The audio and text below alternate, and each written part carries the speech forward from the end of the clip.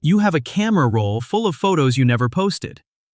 Not because they weren't good enough, not because you couldn't think of a caption, but because something about putting them out there felt wrong in a way that's surprisingly hard to explain to someone who does it without thinking. Maybe it was a sunset that genuinely took your breath away, and the idea of turning it into content felt like it would take something away from what it actually was.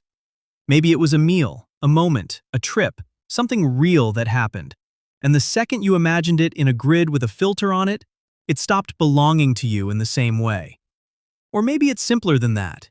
Maybe you just don't want to. And you've spent more time than you'd like explaining that to people who treat it like a confession of something. Stay with me, because the psychology of why some people simply don't post their life online is not what most people assume. And by the end of this, you're going to understand something about yourself that most people never get to hear articulated clearly. Let's start with the assumption everyone makes, that people who don't post are either shy, or insecure, or hiding something, or quietly suffering, or just haven't figured out how to use the apps yet. And occasionally, those things are true. But research tells a far more interesting story. Studies on what psychologists call self-disclosure behavior consistently find that the decision to share personal information publicly is closely tied to something called self-monitoring. High self-monitors are constantly adjusting how they present themselves based on the audience and the environment. They're reading the room in real time and calibrating accordingly. Low self-monitors are less interested in that game. Their behavior in public tends to match their private experience much more closely because the gap between those two things doesn't feel worth managing. People who don't post photos tend to score lower on self-monitoring scales, not because they don't care what people think, but because they don't want what people think to be the thing that decides what they do. That's a meaningful difference, and it starts to explain something you've probably noticed about yourself. Now here's where it gets interesting, because it goes deeper than self-monitoring. There's a concept in social psychology called the observer effect. When you know you're being watched, your behavior changes. Not dramatically, not consciously, just enough. You start performing the moment instead of living it. You start thinking about how this looks before you've finished experiencing what it is. People who don't post have often, consciously or not, identified this effect in themselves. They've noticed that reaching for the phone changes the quality of what they're in the middle of. That the moment you frame something as content, you've already stepped slightly outside it. And they've made a decision, not always in words, that the experience is worth more than the record of it. Psychologists call this presence over performance.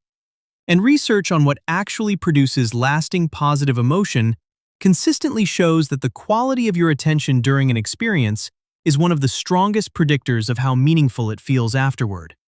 Not how well documented it was, not how many people responded to it, how fully you were actually inside it when it happened.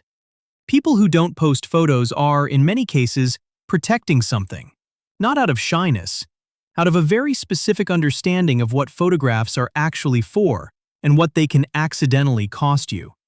But here's the part nobody talks about, and this is the part worth really staying with. There is a specific kind of loneliness that comes with not posting. A particular experience that most people in this category have felt, but never quite named out loud. Something beautiful happens in your life. A dinner, a trip, a quiet Sunday that was just exactly right. And you hold it. You don't post it. It stays with you. And it's yours completely, in a way that shared things aren't always. But then time passes, and that beautiful thing only exists in your memory and your camera roll. Nobody else marked it. Nobody else acknowledged it. It didn't generate any evidence that it happened to anyone outside of you. And somewhere in that absence is a quiet ache that you can't quite explain without feeling like you're contradicting yourself, because you chose not to share it. And you don't regret choosing not to share it. And yet the not sharing still costs something. Not enough to make you post, but enough to notice. This isn't a contradiction. This is what psychologists call the documentation paradox. The same need for connection that social media is supposed to fulfill is also the thing that makes not using it feel occasionally isolating. You want to be seen. You also don't want to perform the being seen. And those two things don't always resolve neatly. Now let's talk about what the research actually says about people who engage with social media but don't post. Because this is a larger group than most people realize, and their psychology is specific. A study published in Frontiers in Psychology identified a significant portion of social media users as what they called lurkers. People who consume content regularly but almost never share their own. And the researchers found something that should stop you for a second.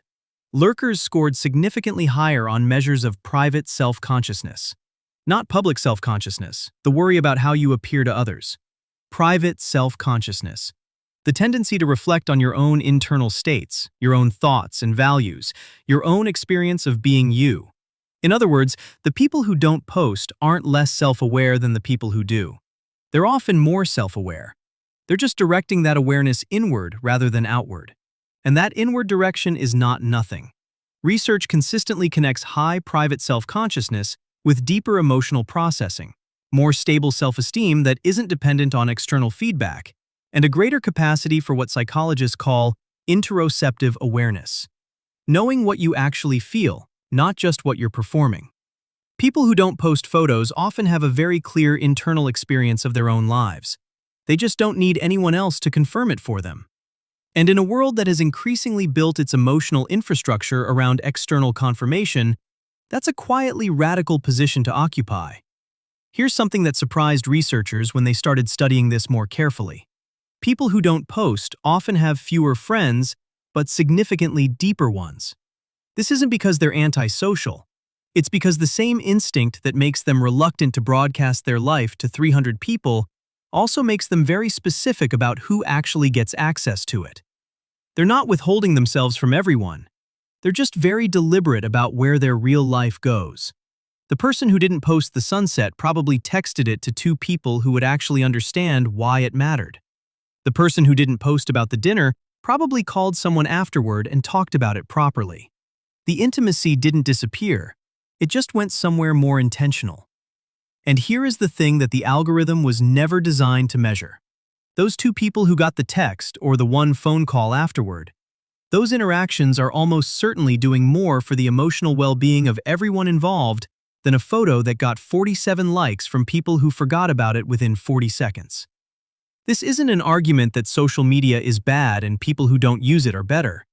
It's just a description of what's actually happening psychologically for people who opt out of the sharing part while still living the life. They're not missing the moment, they're having it differently, more privately, more selectively, in a way that prioritizes depth over broadcast and quality over reach.